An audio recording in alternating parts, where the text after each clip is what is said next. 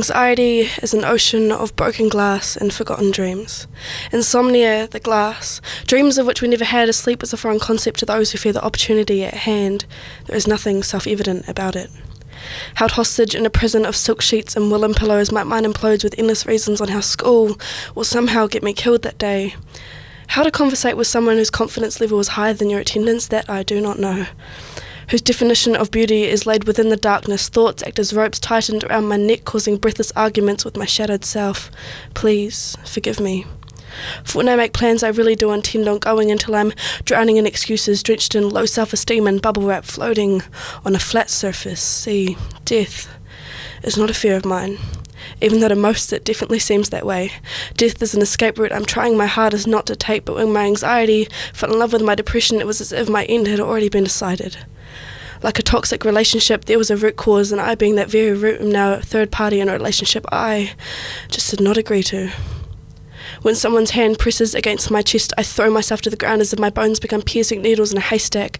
Torn limb by limb, I am left with nothing but a broken heart. It feels as though their hands are knives carving beyond my flesh.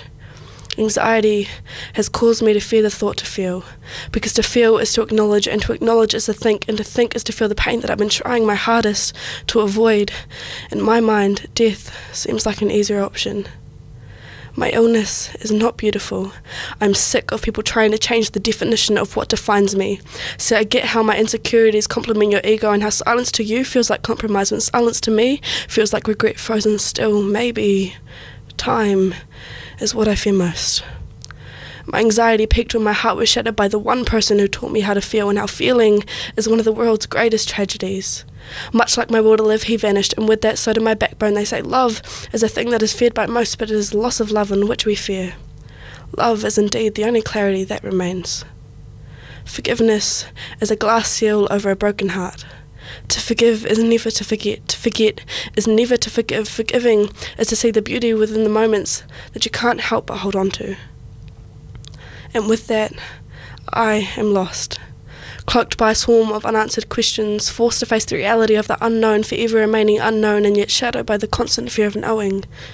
It is 5th period, and I'm thinking about how the guy I'm in love with looked at me in an odd way 2 months, 18 days and 4 hours ago, and suddenly all I can picture is the curved structure of his face when he told me that the love was lost.